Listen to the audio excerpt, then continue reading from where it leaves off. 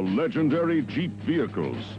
They've been transporting troops, delivering mail, weathering storms, and winning races longer than a lot of vehicles have even existed. Today's Jeep CJ is taking more kids to school, more couples out on the town, and more families to Paradise Lost than ever, and getting more miles per gallon than any four-wheeler built in America. 1981 Jeep CJ. The legend lives on. Pois bem, venho falar hoje de um dos carros mais importantes da indústria automobilística. Vou contar a história do modelo e farei uma análise do meu exemplar de 1978. Às vésperas de entrar na Segunda Guerra Mundial, o exército dos Estados Unidos estava precisando de um veículo militar para enfrentar todos os tipos de terreno e exercer diversas funções no campo de guerra. Sendo assim, no início de 1940, as autoridades militares convocaram 135 empresas automobilísticas americanas para produzirem um protótipo desse veículo. As exigências do exército eram ter tração 4x4, carroceria em aço estampado de fácil fabricação, capacidade para 3 passageiros e uma metralhadora, peso máximo de 600 kg, capacidade de carga útil de no mínimo 270 kg, potência mínima de 40 cavalos, capacidade de chegar a 80 km por hora, sistema de refrigeração capaz de permitir baixa velocidade contínua sem superaquecimento do motor. Das 135 empresas, apenas a Bentham e a Willys Overland aceitaram o desafio de entregar um protótipo pronto em no máximo 2 meses.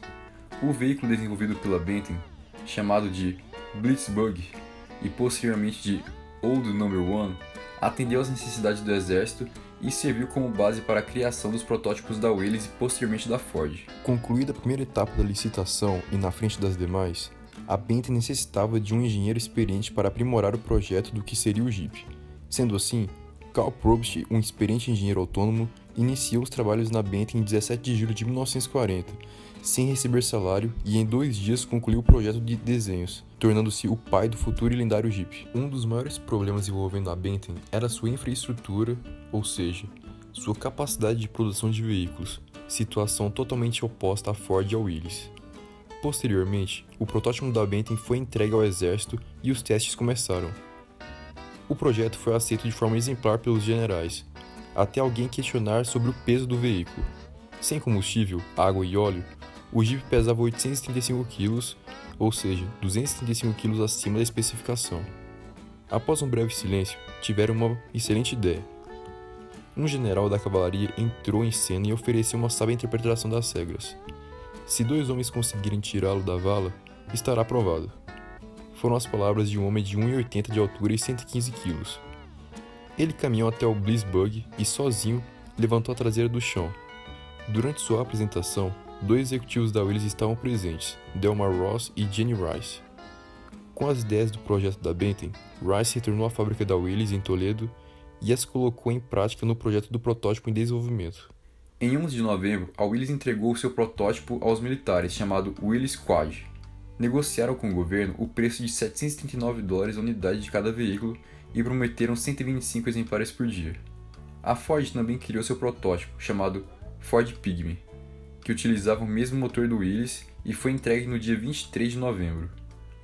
Todos os protótipos eram bastante parecidos, o que irritou bastante a Bentham, já que foi ela que criou o conceito inicial. O exército alegou que as especificações do edital eram comuns a todos e que a própria Bentham permitiu que as concorrentes examinassem seu protótipo. Entretanto, na última etapa da licitação, a Willys foi escolhida para a produção dos Jeeps. O exército sabia que deixar uma única empresa produzir o veículo militar não seria uma boa ideia, então a Ford também começou a produção dos Jeeps com as mesmas especificações do veículo da Willys. Com o sucesso do modelo na guerra, a Willys iniciou a produção dos Jeeps civis e foi muito bem recebido pelo público americano. Era utilizado tanto como um veículo utilitário quanto como veículo urbano comum.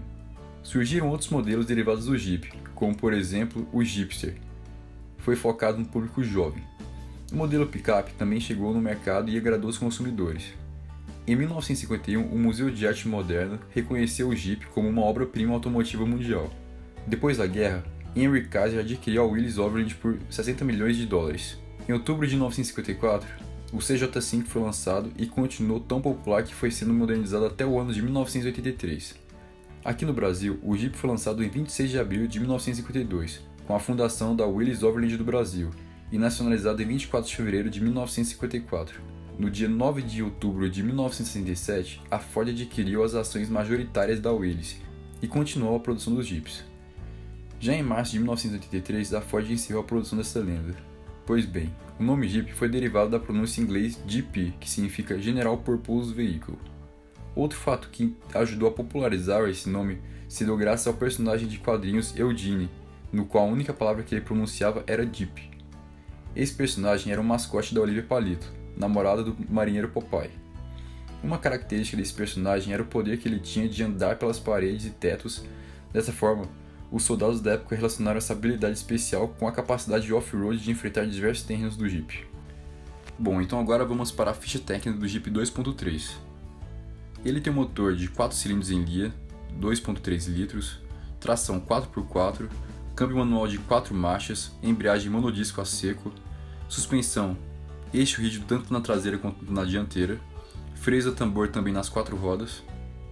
Dimensões: comprimento 3.444 mm, distância entre eixos de 2.057 mm, aceleração de 0 a 100 em 23.3 segundos, velocidade máxima de 113 km por hora, consumo urbano de 6 km com litro e rodoviário de 9 km com litro, e o tanque de combustível de 40 litros.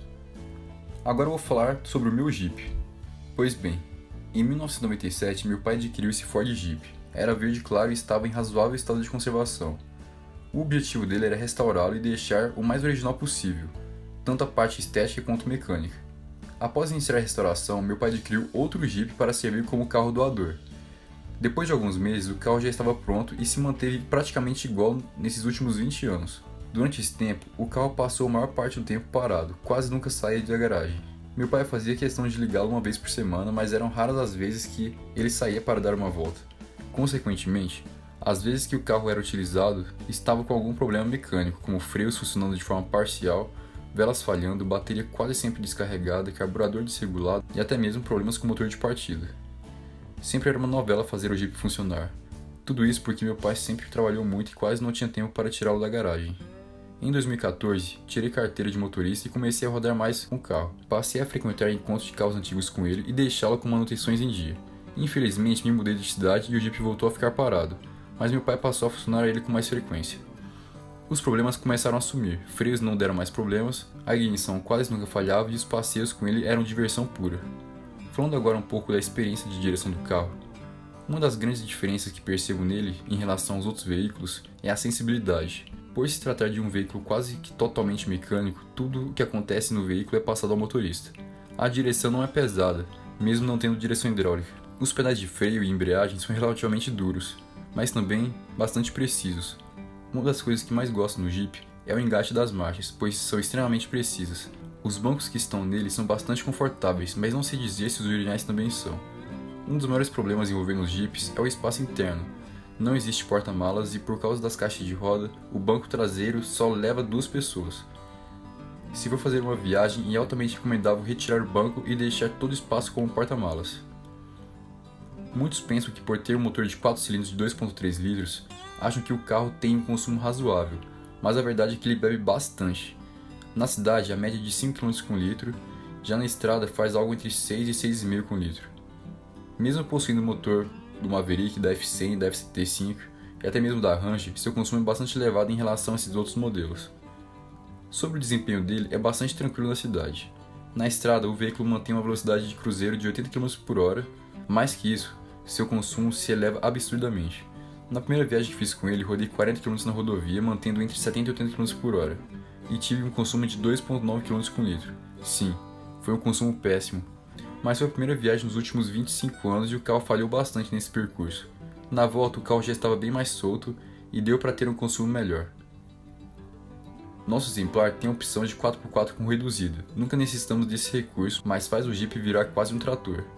Um diferencial desse carro em relação a muitos antigos é a qualidade dos faróis, que é sem igual. A suspensão do carro é bastante dura e todas as irregularidades do terreno são passadas para o motorista. Mas afinal, qual é o público-alvo de um antigo Jeep? Pois bem, se você está em busca de um veículo que tem uma boa capacidade off-road ou simplesmente quer um antigo para curtir os finais de semana, esse pode ser um excelente carro para você. pois sua manutenção não é das mais caras e são relativamente fáceis de se encontrar peças. Se pretende usar o Jeep original diariamente, terá que abrir mão de conforto e de um veículo econômico, já que tanto a versão 6 cilindros quanto a 4 cilindros tem um consumo bem elevado. E claro, estamos falando de um projeto dos anos 30. É uma máquina robusta e quase que totalmente mecânica. O limpador do passageiro é manual, inclusive. Para quem for fazer viagens, é de extrema importância a instalação de uma capota de lona ou uma rígida. Hoje em dia, os Jeeps estão bastante valorizados. Veículos em péssimos estados de conservação passam dos R$10.000 facilmente. Porém, é fácil encontrar exemplares bons aproximadamente R$20 a R$25.000. E é o que eu recomendo a vocês. Quero ressaltar que os Jeeps são como um quadro em branco. Você pode executar diversos projetos diferentes. Colocar um motor V8, um belo diesel, um AP turbo, ou fazer um hot rod, talvez. Só depende da sua criatividade e do seu bolso. Enfim, o vídeo acaba por aqui. Se você gostou do vídeo, se inscreva no canal, dê um like para ajudar nosso canal a crescer cada vez mais e muito obrigado pela audiência.